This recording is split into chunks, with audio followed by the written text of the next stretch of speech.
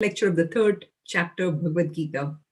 So we'd start with our starting prayers here. Om. Om. Om.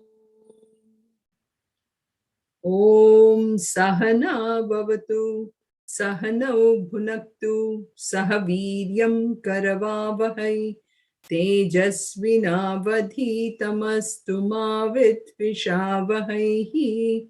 Om Shanti Shanti Shanti. Om Parthaya Pratibodhitam Bhagavata Narayanena Swayam Vyasena Gratitam Purana Munina Madhye Mahabharatam Advaitam Vridavarshinim Bhagavatim Ashtadashadhyayinim Ambatvam Anusandathami Bhagavad Gita Bhavatveshini.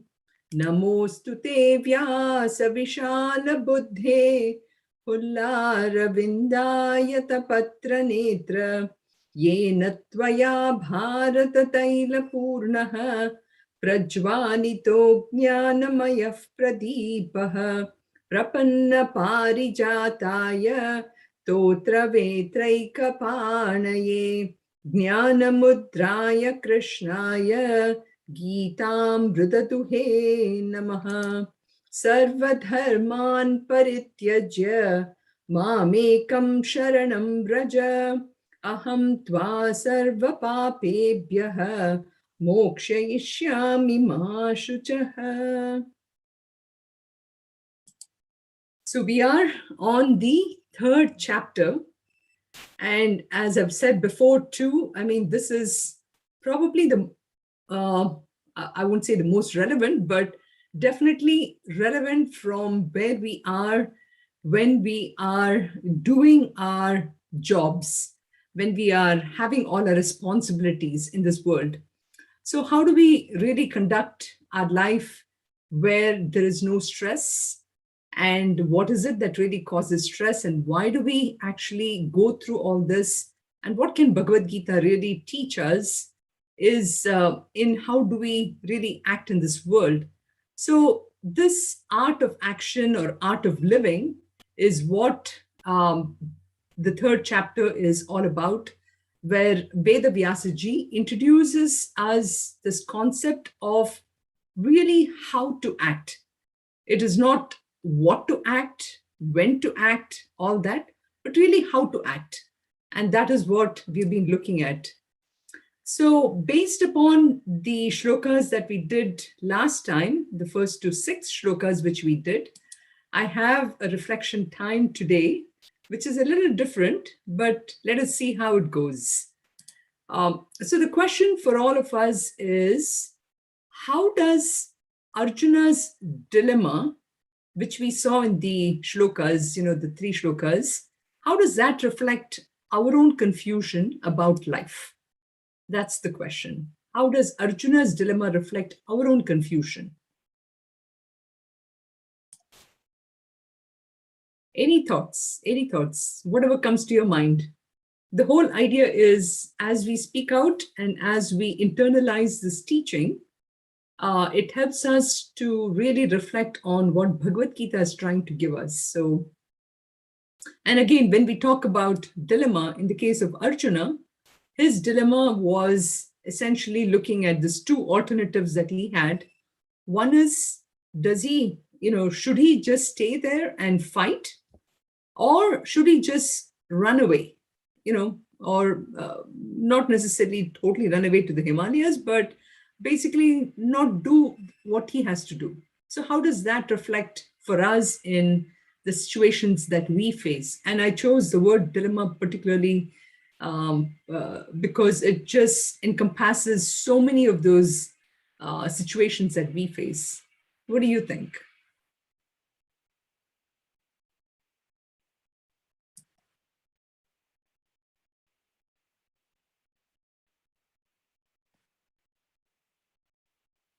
what kind of situations do we face where we say enough is enough?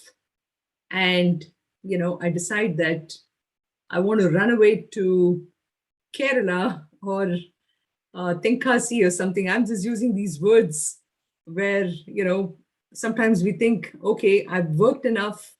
I now need to retire, find, Kaveri or something, and then, just read book, tie a hammock and just do this. Boy, wouldn't that be very peaceful right now instead of facing all these, situations that I face at work or in my family, right? So think this is exactly how the third chapter starts. It really wants us to think about what kind of confusion we have about life. Where do we take this choice of the path of the pleasant, so to speak, versus the path of the good, shreyas versus prayers. So that's the idea here which we are looking at. So anyway, think about this and maybe we can have a discussion next week too on this. Okay, so last week I put this picture up here, which is about this idea of learning to ride a bike and enjoying the ride on the bike. So there are two different things when I'm really learning on how to ride a bike, correct? So when I'm trying to ride this bike here, we talked about literally 5 different things that we need to pay attention to when I'm riding the bike. However, this analogy was also, it relates to our own life. So we said, the things were, first is to overcome fear. That's the fear of, sitting on the bike. What do I need to do? So we talked about all the safety things that I need to do, wearing a helmet, really practicing in such a way that I don't fall. Learning to balance once I have really gone in this bike, or I'm trying to climb the bike. Now I'm trying to learn how to balance it. And in this regard, we said, how does it apply to our life? We learn to balance our life in this 4 different areas: the physical, the mental, the physiological, if you will, the spiritual, the social. I'm just throwing all these areas where we try to balance our life. And then the third thing in terms of learning to break is where we said on how when I'm trying to bike, obstacles may come. I may face some potholes, or I may face some other stones, or maybe somebody's going to cut me, or all those things can happen, for which I need to know how to brake the bike. So too for life, we have the same thing where I need to understand, what are the obstacles that come for me, which for which I need to brake. So, for example, it could be as simple as falling sick. For example, how do I face when I'm falling sick? Or something happens at work. How do I know how to brace myself to withstand the shock of maybe getting laid off, or maybe not being passed over for promotion, or maybe dumped on too much of work, for example. So how do I apply the brake? The next one is to learn to steer. The steer again is again with regard to the bike part of it. It's like, again, seeing any of the potholes kind of thing. How do I navigate through any of the obstacles, steer through these things? At work too, it is, politics. How do I steer through politics? If it is a family situation, how do I navigate through all my relatives? So many different things. So all this is learning how to steer through that. And the last one we talked about was learning to maintain. Maintain in sense of, in spite of all this, how do I learn to maintain my balance in and through everything? And I'm able to sleep well. I'm still able to lead a healthy life. So all these things are part of our life. As far as the bike is concerned, it is learning how to maintain my balance. And now that I've learned. So this is the idea we said is the whole part of learning to ride the bike. And that is really the path of the action. We just wanted to, come up with an analogy for this. So path of action, karma yoga, involves a lot of these things where once I'm really a master of it, then I'm able to glide into this path of knowledge, which we said as the Naishkarmya, which was addressed in the fourth shloka, Naishkarmya, na karmana manarambhat, that shloka there. So path of knowledge is that actionlessness. And only when you're in that state of actionlessness, would you really be able to enjoy the ride? If I'm putting all my efforts always in, again, trying to balance myself, when am I ever going to enjoy the ride, right? So to here, in the karma yoga, we are putting a lot of effort in so that once I get to that state of knowledge, I am so fulfilled, I'm so contented, I don't need to do anything more. So I enjoy that state. So I would like to invite your thoughts on how this path of action and path of knowledge would help you understand. And I don't know, I want to call on if Meena, if you're there, anything to add to this? Yeah, I'm here. Actually, I sent you it's not a question, some thoughts about what I felt about through WhatsApp. Did you get a chance to go through it? I don't think so, sorry. No, but if you could say it. Oh, yes, I see it, but I didn't go through it. Can you give your thoughts on what you see? Yes. I was asking you, what are the basic steps that a normal person should take into, first and foremost, into consideration to get a normal person like us? The first and foremost, what we should consider to get into the path of action. Only then, like you said in the example of riding a bike, there are all those 6 steps, and then, finally you enjoy it. But just to get to, for a normal person like us, what does Lord Krishna say about how you can get into, think about what you want to do first and foremost to get to the path of action. Very good. I'm glad you're able to right away connect it to see how Lord Krishna is telling us on the aspect of path of action. And that is exactly what we saw in the shloka number 3, where first what Lord Krishna does is that he answers this question for first trying to, for example, he uses a classic scenario like how we would use when we are, say, in the midst of an audience. So depending upon the audience, the answer would be based on the question that comes from the audience, right? So Lord Krishna here answers the question based upon the fact that his audience here is Arjuna. And in this midst of Arjuna, we are also like Arjuna. So what does that mean? How do we qualify that? Arjuna was essentially a seeker. Now, we cannot give this knowledge, or for that matter, a man on the street, a person on the street, for example, who is so busy trying to make a living, the question would not even arise in such a person's mind, because a person is so engrossed in trying to fulfill the basic needs of getting food, getting a place of shelter, getting a place of clothing, and etc. We call this as roti kapda makan, right? So that's not the audience that Lord Krishna is addressing. He is addressing people like us who are really seeking the answers. Like you rightly said, okay, I'm seeking an answers as to how do I lead this life of path of action? And so Arjuna is the recipient, we are the recipient.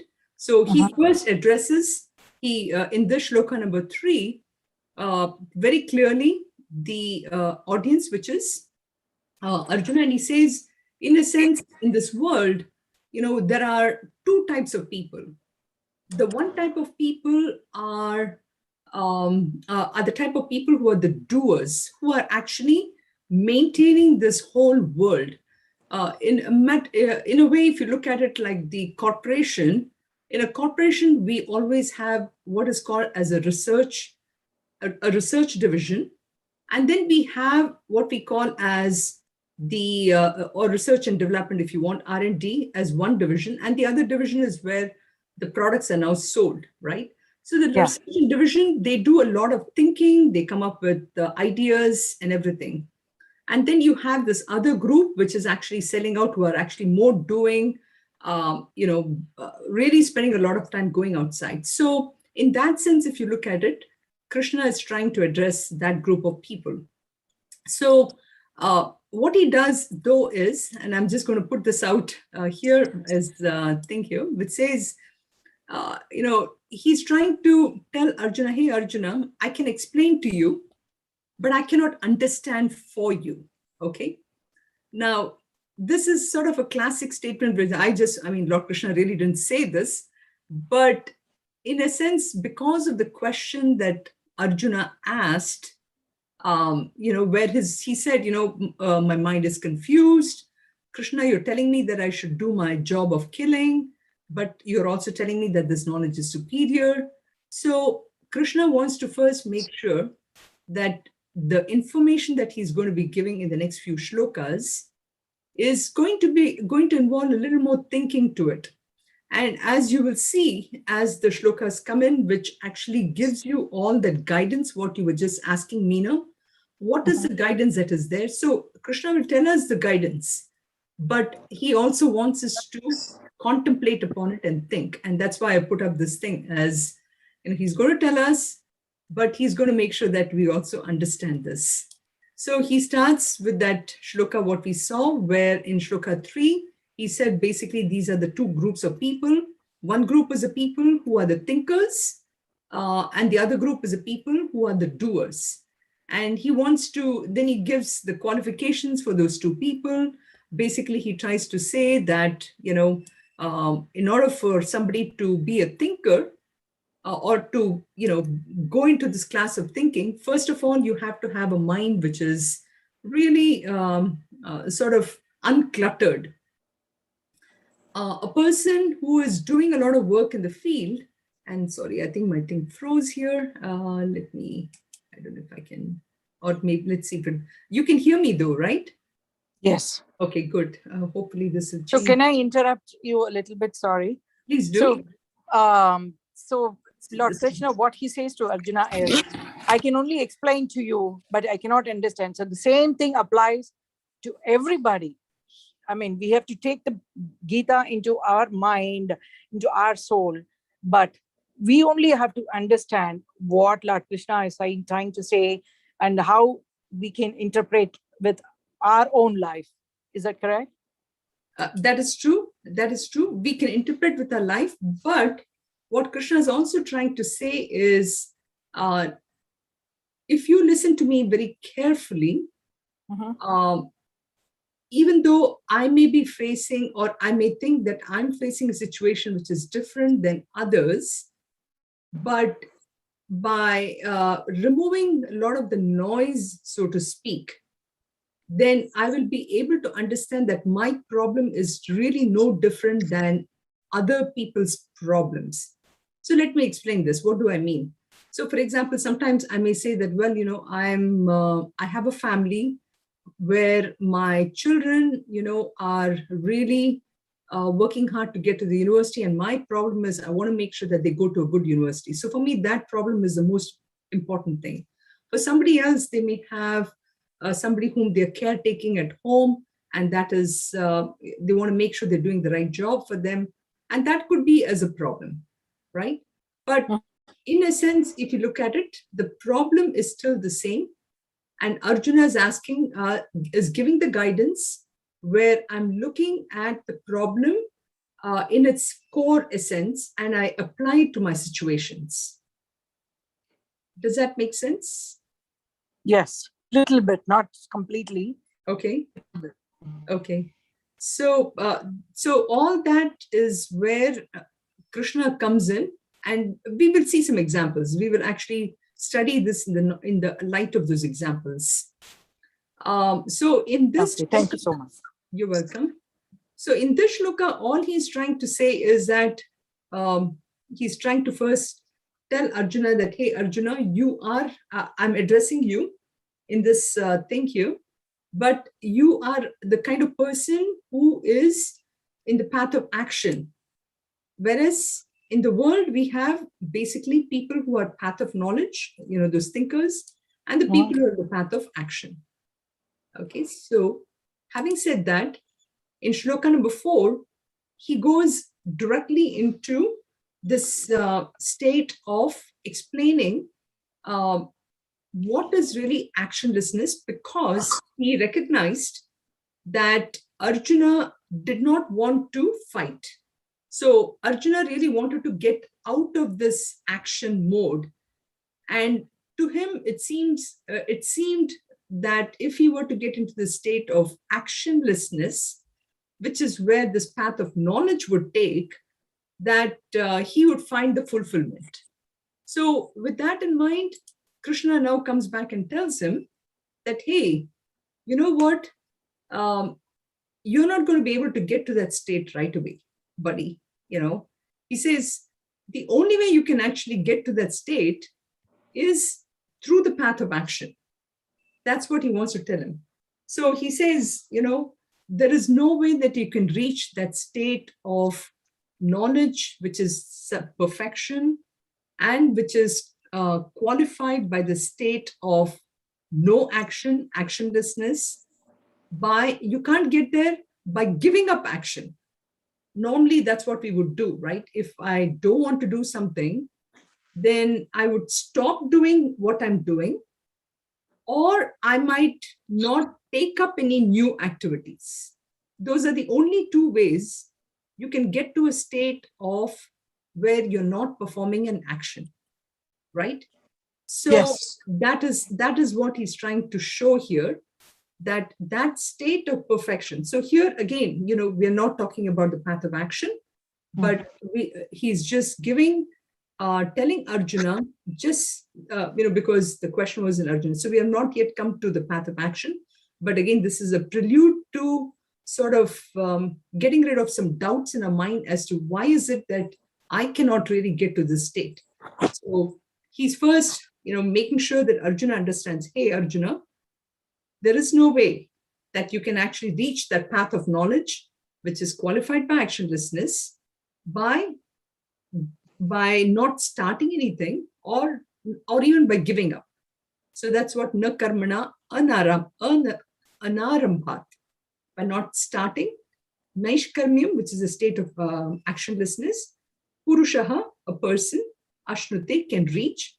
Na cha sannyasa. Sannyasa means that state of renunciation. So you cannot even give that up. So that's that idea. Okay. And so in order to understand that state of actionlessness, we discussed last time about how that what are the elements that goes into which make us act. So what I put together here is, whenever I'm acting, whenever I'm doing anything, let's say a classic case at work, let's just probably take one of those.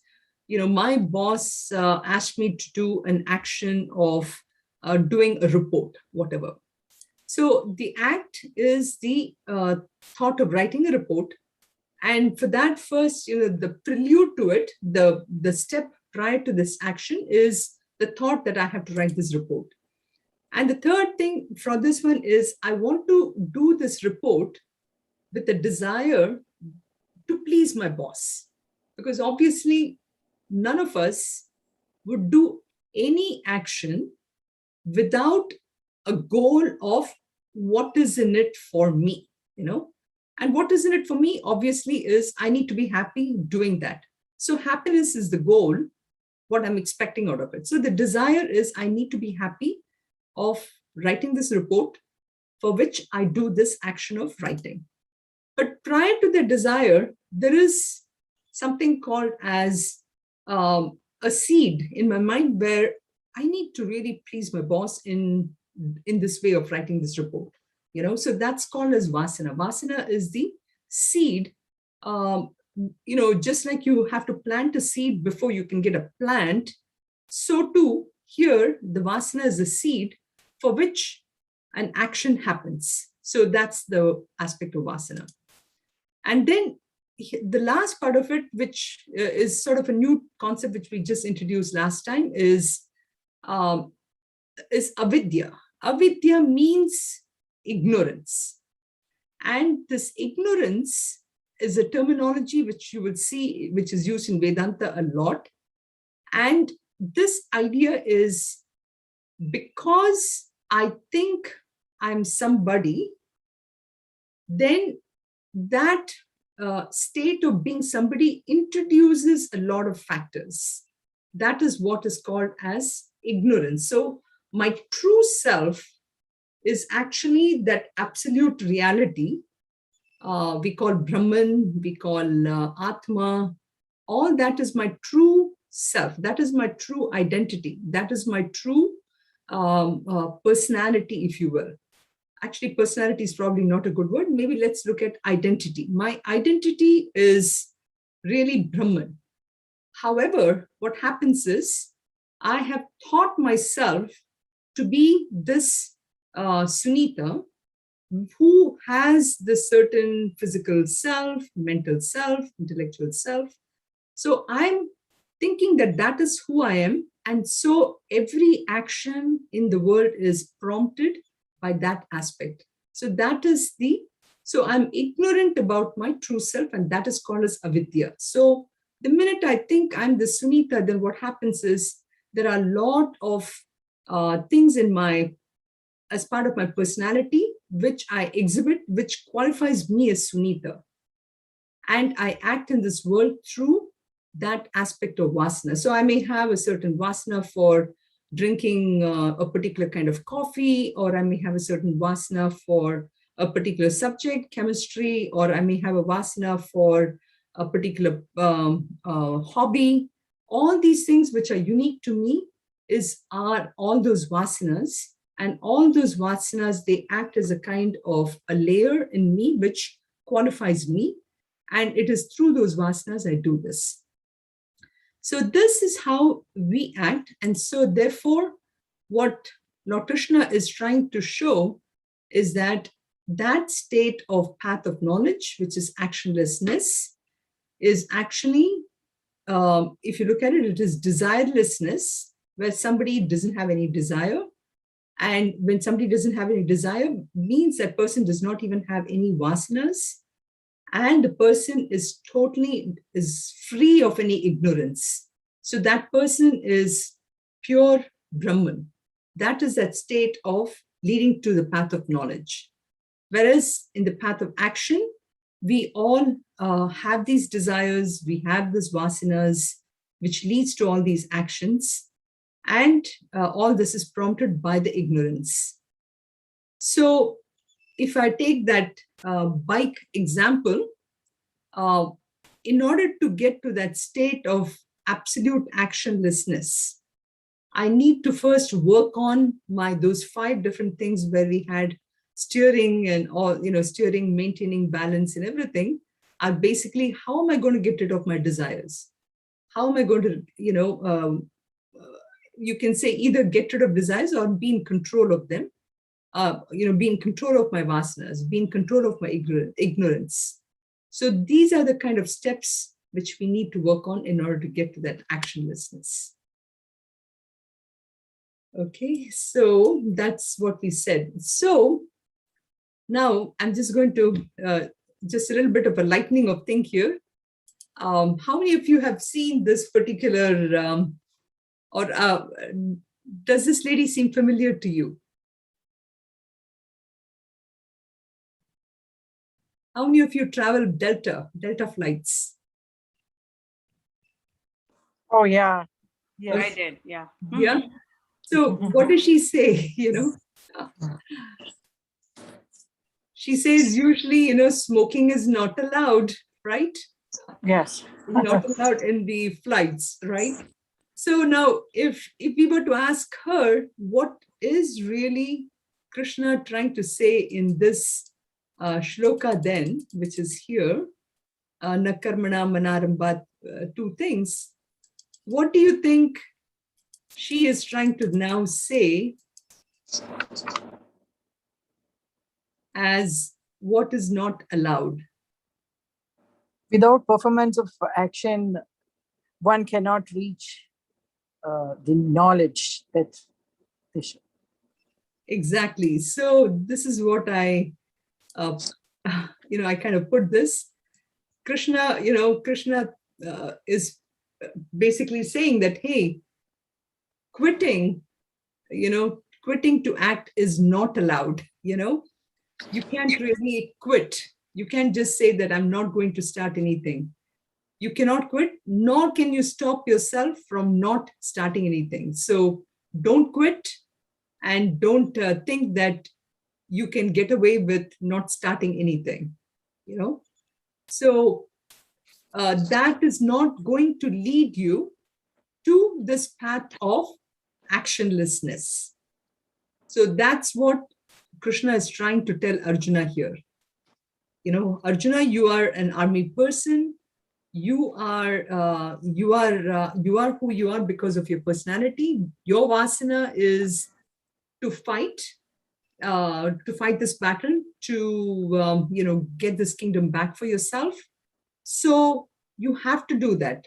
So quitting is really not allowed for you. So Krishna reminds him that is not possible at all. It is impossible. So he says that is definitely something that you cannot do. So just wanted to lighten up a little bit on that heavy dose of spirituality there. So that is why he tells Krishna then tries to justify that statement as to why that actionlessness is something that Arjuna can just get into right away without really having that qualification of the purity of mind. He needs to work on the qualification to get to that state of actionlessness. And the qualification can happen only through the path of action. And that's the thing we saw last time, where he says, Nahi kaschit kshanamapi jatu tishtatya karma kriti karyate hyavasha karma sarva prakriti jair gunaihi. So he's emphasizing, he said, not. Na means not, okay? So not even for 1 minute, hey, Arjuna, you can actually think of this actionlessness state. There is just no way, because he says, Kashchit kshanam, not even 1 second. Api, not even for a moment, can you think of this jatu tishtati, which is you can remain in this state. Why? Why is it? Why? How come? Why can't I do this? I mean, we have, there's about 2,500 apps for meditation, and there are so many people who are sitting for meditation. What about all of them? Are they not totally sitting in one place and totally not doing anything? How can you tell me this? Arjuna must be thinking about this when Krishna tells him, right? So then Krishna is coming back and he's trying to say that, Arjuna, we are really, unfortunately, driven by our own self, our own personalities. My personality drives me to do some action or the other. So even when I'm wanting to sit down, there are so many thoughts that go through my mind. So I'm helpless. We are helplessly driven by all those things. So he says, Karyatehi avashaha. There is our own gunas makes me act in this world. And these gunas, by the way, are very tailor-made for us. Each one of us are given by this. We come into this world when we are born. We are already born with this cloak, if you will, or of these desires on what we want to do. And some of them, of course, we gain as we act in this world. But he says, for all those reasons, I'm helplessly we get into this aspect, so you cannot really escape it. So in a sense, Krishna is telling Arjuna, hey, in this path of action, first be rest assured, you're not going to be able to go to this. So just clean up your path of action, and I'll tell you how. And so that is the aspect which is how we're coming to here, is the path of action. The core teaching of Bhagavad Gita is really not telling us to act, which we saw last time too, is when we said Krishna is not telling Arjuna that he has to go ahead and kill people. That's not what exactly he's saying. He's only telling him that he has to perform his action, what he has come into this world to do that. And as an example for this one here is, suppose when I'm at work and my boss, gives me a certain project to do, for example, I cannot really tell him that, hey, I'm not going to do this. It's obvious that he has given me a certain project to do based upon my own skill set or certain things that I've exhibited in the past. And suddenly for me to tell him that I'm not going to do it is not acceptable. So Bhagavad Gita is really, also saying that they're not telling you that, that you have to act in this one, but it really gives us this how part of it in order to act in this world. So that's the thing that we saw in Shloka-6 about how one more danger about thinking that I can just run away from everything, or whether I can just sit and meditate, for example. So here, Krishna just doesn't mince any words at all. And you can see that he's also trying to caution people. And I want to point out also one thing from my own experience when we went to Sandipani, for example, is that it was a 2-year course, and there were a few people who had joined the course thinking that day one we will be taught how to meditate, and that probably we'll be spending an hour on the meditation every single day. Well, our Acharya was very clear. He said, if you thought that you came here to do meditation from day one, he said, you may leave right now, because I'm not going to teach you meditation now. And he waited for almost a year and 2 months before he even taught us the right way to meditate, and made sure that we are really clear about our concepts and principles. So this is now, so that's exactly what here you see, where you have Lord Krishna trying to tell Arjuna too, is that karmendriyani sanyamya yaste manasa smaran indriyarthan vimudatma mithyachara sa uchyate.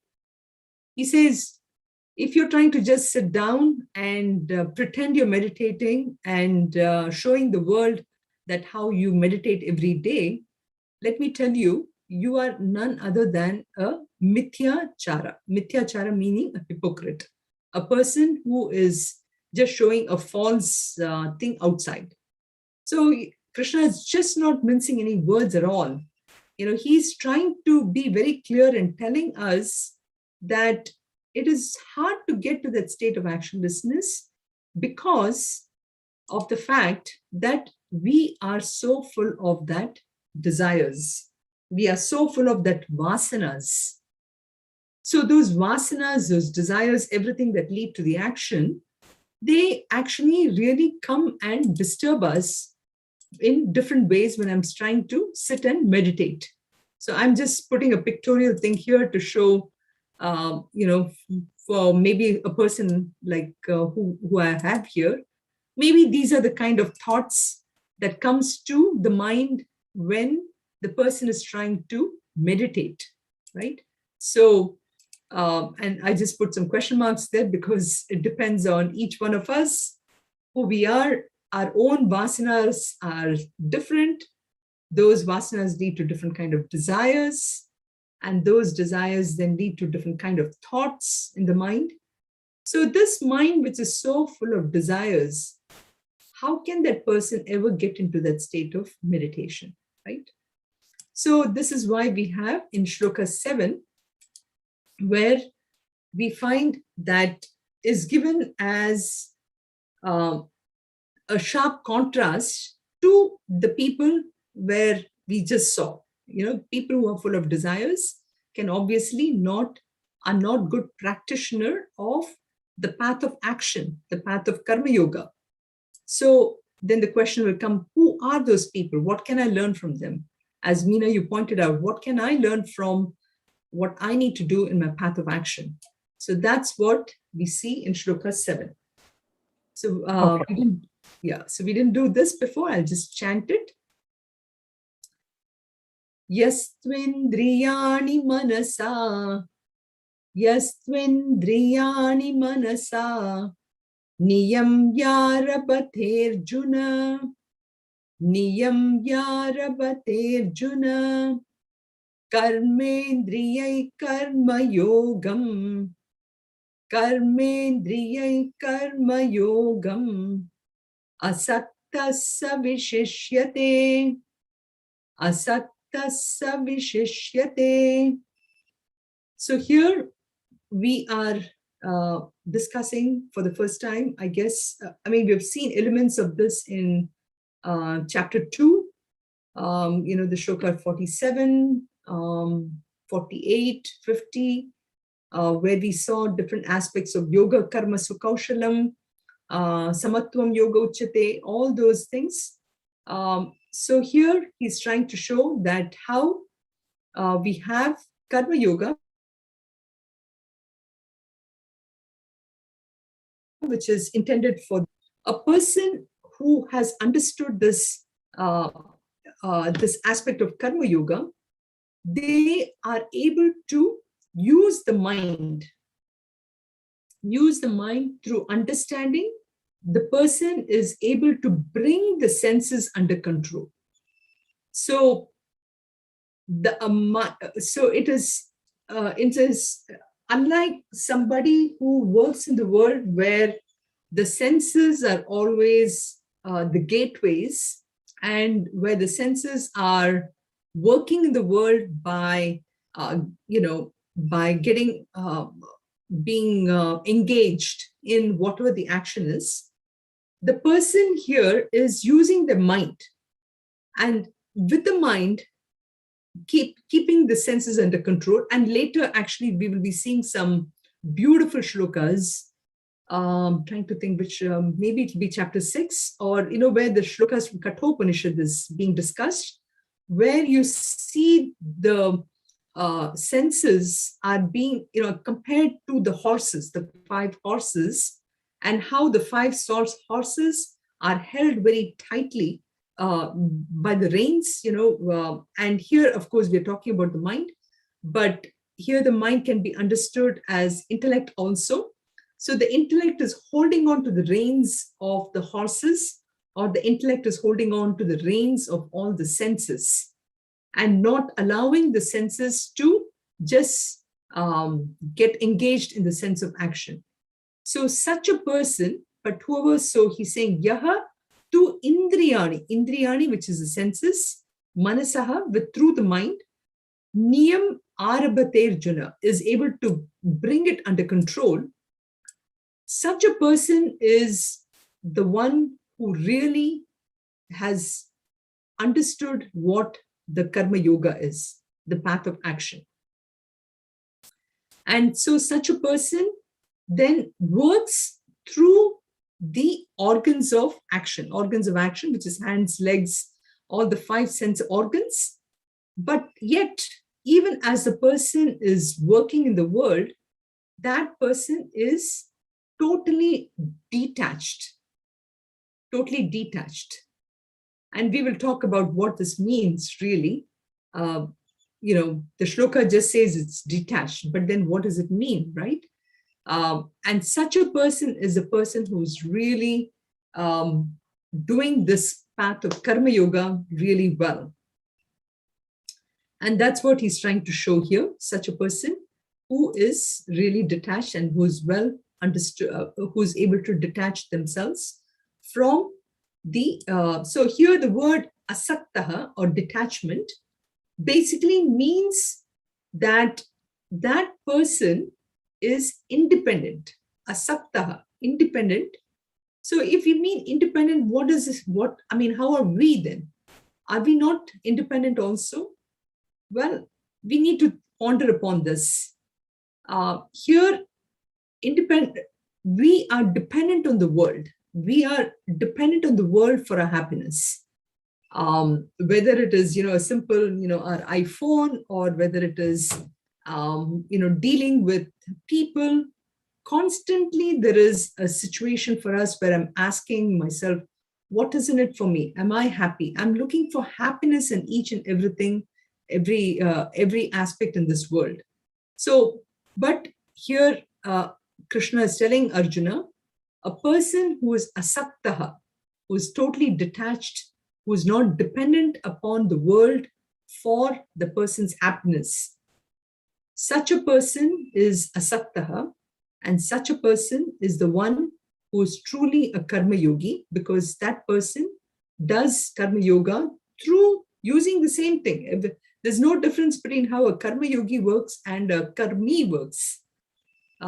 If you remember the two things, karmi is a person who is working in the world, again, with the organs of action, but a karma yogi is a person who works in the world with the same with the organs of action, but is not dependent upon the world for his happiness. So in a sense, the two things that comes to our mind is the person works with Ishwararpanam, that is surrendering to the Lord, and prasad buddhi. Whatever comes from the world, the person takes it as a prasad.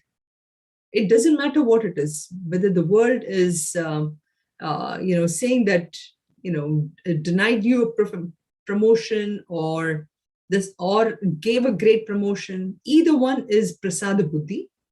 And I look at the world as Ishvara and I do it. So in a sense, that is what is indicated here, not totally spelled out yet, but that is what is coming up.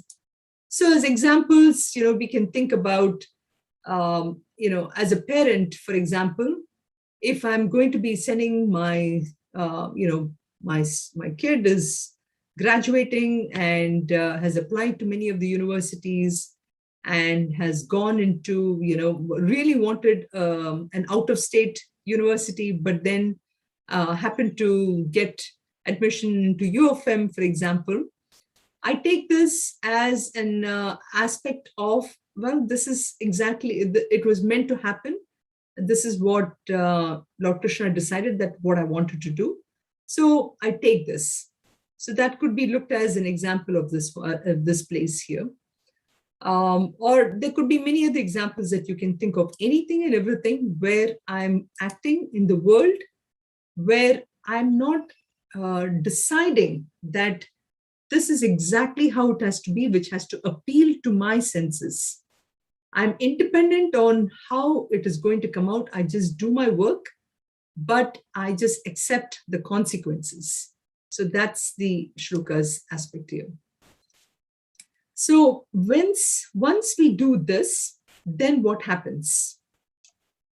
Krishna's arguments is that since, so in sort of a summary for what we have discussed so far, so Krishna's arguments to us is that, hey, since I'm not mentally yet in this path of action, or mentally there in order to reach the highest state of path of actionlessness. So number one, let me use the path of action together, path of whatever I'm supposed to be doing. So whatever I'm supposed to be doing is in line with, like he says, that, my nature determines that anyway. For example, if I'm a chemist and then I find something which is in line with chemistry, or the skills which is in line with whatever I did, so that I use that path to get to a state where I do not allow anything that's coming from that path to affect me. So I recognize that karma needs to be done anyway, and that is determined by my nature. And in this, let me practice an attitude of not what is in it for me. I do it because that action needs to be done. And once I do that, then what happens is that will lead to, and I need to monitor this for each and every action that I do. As we said, every action is prompted by that 6 trees of the desire, vasana, etc. If I am able to read that in and through every action, I'm able to lead this, that can lead to slowly a sort of a removal of these vasanas, or having a control on these vasanas.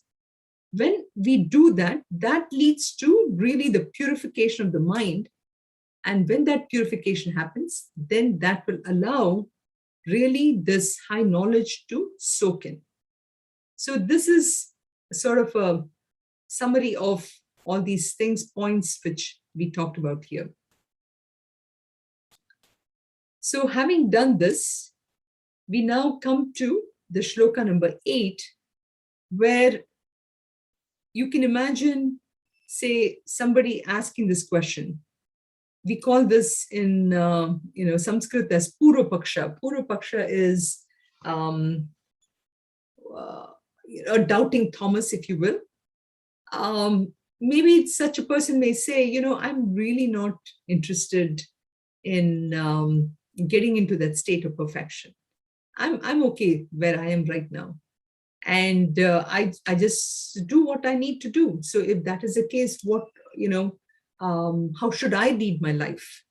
So for that, Arjuna has this next shloka where he's trying to let me also mention one more thing, which is having decided that, for Arjuna, when, after asking this question, when Krishna tells him that, do your selfless action and that will lead to purification, then the question probably would have come to Arjuna also is, then now that you've convinced me that I have to act in this world and you've given me all these arguments, then tell me what I really should be doing, right? So obviously there are so many things that could be done, including this thing of not doing any action at all. So this is why Krishna now comes back in this shloka, because we need to keep to that flow of thought of where Arjuna was before. So he says, Niyatam kuru karmatvam. Let me chant this because I think we haven't done this yet. Niyatam kuru karmatvam. Niyatam kuru karmatvam. Karmajyayo hya karmanaha. Karmajyayo hya karmanaha.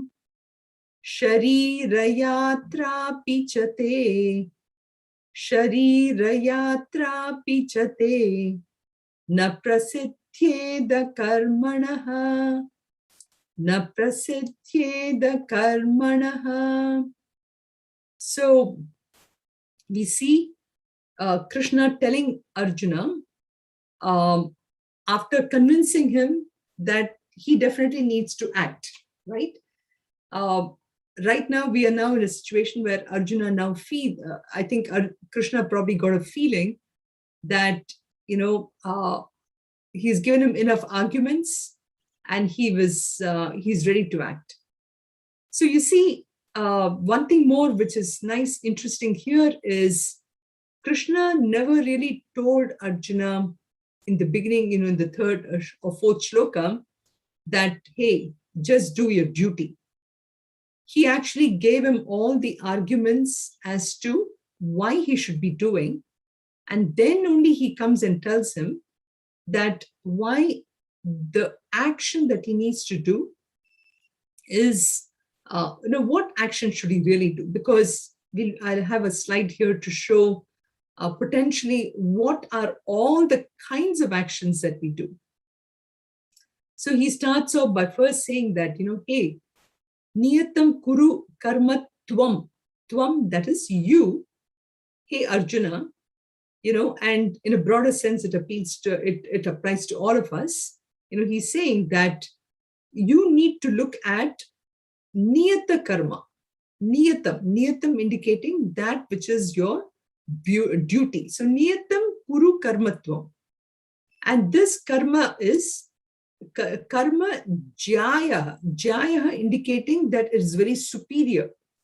So that karma, which is your bounden duty, that is much more superior than if you did not perform any action. So karma jayo here, he akarmanaha, which is much more superior. And then he reminds him that, hey, as much as it is so much superior, let me tell you that even for the maintenance of your body, sharira yatra, look at the choice of words here, where the journey of your body, he's trying to say, even for the journey of your body, maintenance of the body would not have been possible by inaction. I mean, can you imagine that if we did not do our regular, supply of food for the body, for example, or and we do not take a shower or anything, or if I don't do some exercise, all those are karmas, right? And all those are necessary karmas that is needed for the maintenance of my body, right? So in that sense, action is absolutely needed. So, and in this, this action is superior to inaction, again, the type of action I need to do is, it has to be an action which is in line with where I can spend quality energy. And what are these kind of actions? This is the action where I said, the daily duties, nitya karmas. Nitya karmas, like we said, taking care of the body, which is needed, and then taking care of all the duties, which is in line with who I am, what my role is in my family, my society, those are the nitya karmas. The other kind of karmas which we all do is the naimitika karma. Naimitika karma is occasional duties.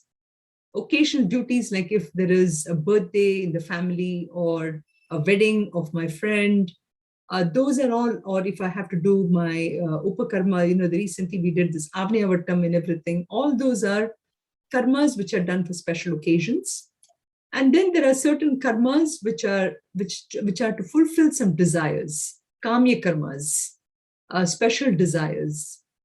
And then there are certain karmas which are forbidden karmas, nishiddha karma.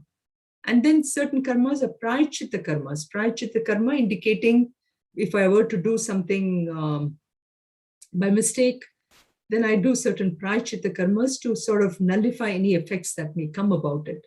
So this is all the classification. So Krishna is reminding Arjuna that do your niyata karmas very well. That is one of the very important things. Of course, naimitika, nitya and naimitika, both of them are the most important ones. And reduce the kamya karmas and try not to do the nishida karmas, and see the prayachita karmas wherever needed to be done. So, but focus your attention all the time on the nitya and the naimitika karmas. So this is a second prescription for us to be in the path of action. We talked about number one is there is no way that I can avoid action. So I have to do action. Then second thing he said, do the action in such a way that you're able to handle the results, with this prasada buddhi, and Ishvara Arpanam. And now here he says is try to focus your attention on the Nitya karmas, or the karmas that is the most important. So I see the time is already 9:32. So we will continue this discussion on the shloka number 8. I have a few more things. And I wanted to do 9, but we will do this next week. So we'll meet next week. Sarve bhavantu sukhinah, sarve santu niramayaha, sarve bhadrani pashyantu, ma kasyat dukkha bhag bhavet. Om shanti shanti shanti. Om purnamadav purnamidam purnat purnamudachyate purnasya purnamadaya purnameva vashishyate. Om shanti shanti shanti. Harihi Om Shri Gurubhyo Namaha. Harihi Om. Thank you, Sunitha. Hari Om. Thank you. Thank you very much. Hari Om. Hari Om. Hari Om. Thank you so Hari Om, much. Sunita. Hari Hari Om. Om. Hari Om, Sunitha. Thank you. You're welcome. Thank you, Hari Sunita Om. ji. Thank Hari you, Om. Shri. Hari Om. Hari Om Madhuri. Hari Om. Hari Om. See you, Kanchana. Goodbye. Bye-bye. Good night. Good night. Hari Om.